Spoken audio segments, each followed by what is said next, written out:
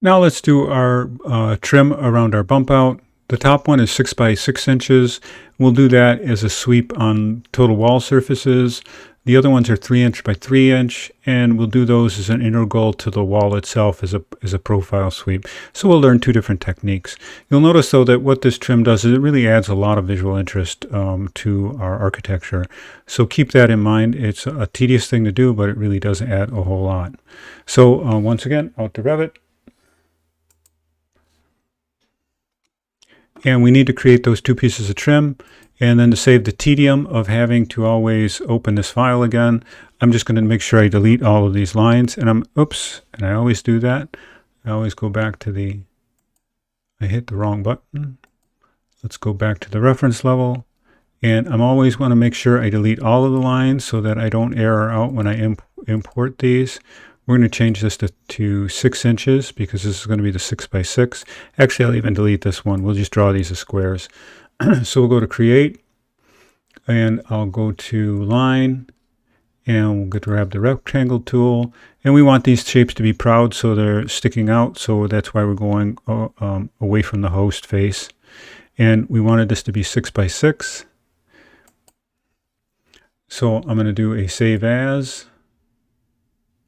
Save as a family, and we'll do this LG bump trim.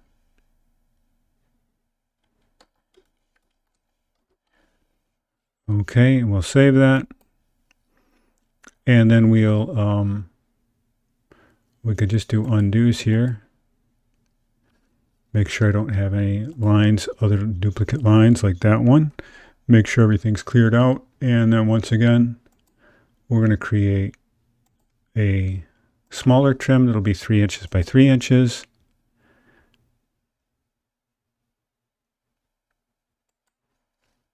And we'll do a Save As,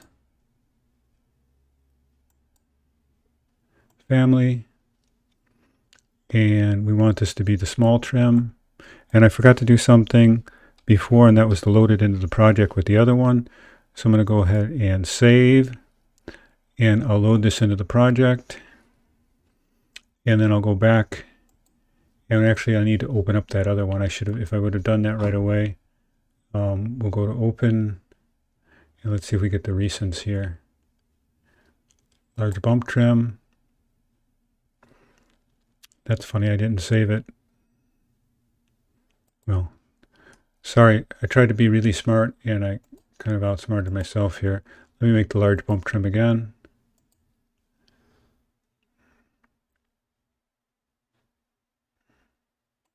Oops.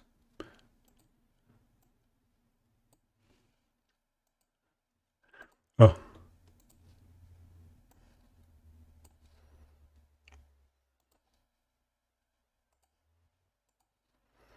And we'll go ahead and load this into the project.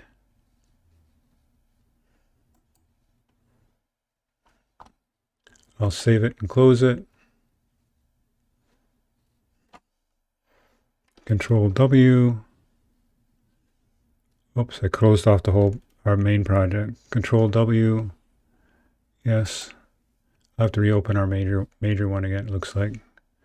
Control W. And let me go back to our major project. My apologies. All right, so now we'll go to,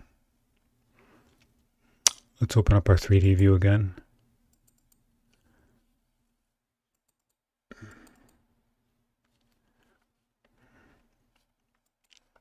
And let me zoom in. A lot of times I'm fudging around because my mouse clicks over to the other screen and I have to recapture it. All right, so we want to put a sweep across the top of this. We've already imported into the file that large profile.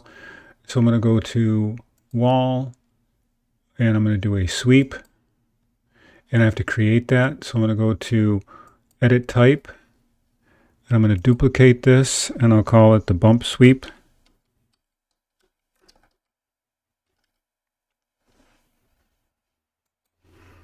And then we need a profile. So I'm going to grab the profile, which will be the large bump trim. And I want to make sure I give it the white trim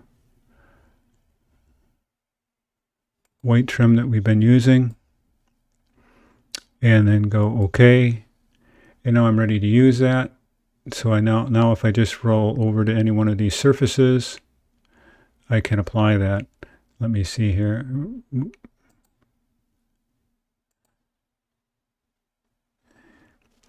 And I'm having a little hard time getting over to the other one.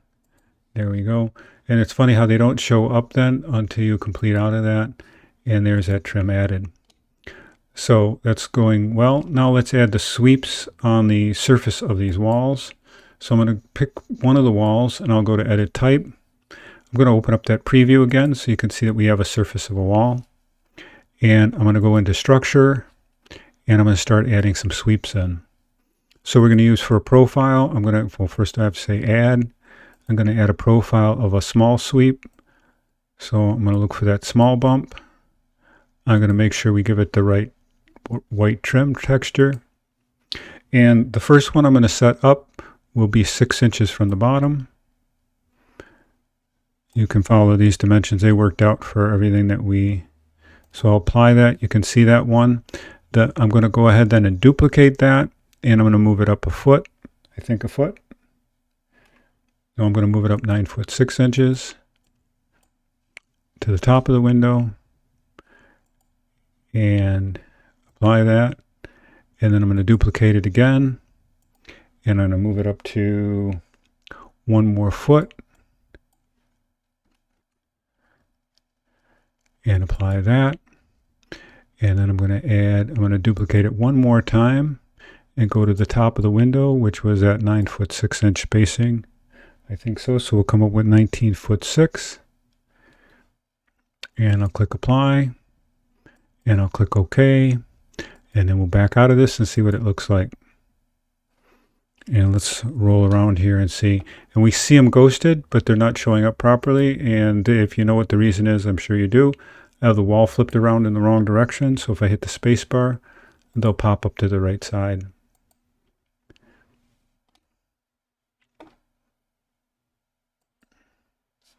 Oops, so I've just got to grab this last piece of wall. Gonna need to use my tab, I think. Let me zoom out here. There we go. Now, a lot of nice things are happening here. I really like the way it intersects the windows and then it gets cut. That just adds another little piece of interest to it. But this can really actually be your own determination about what you want to do with placement of these. So I think the next thing we need to look at is putting some doors and windows in the facade to get into the building.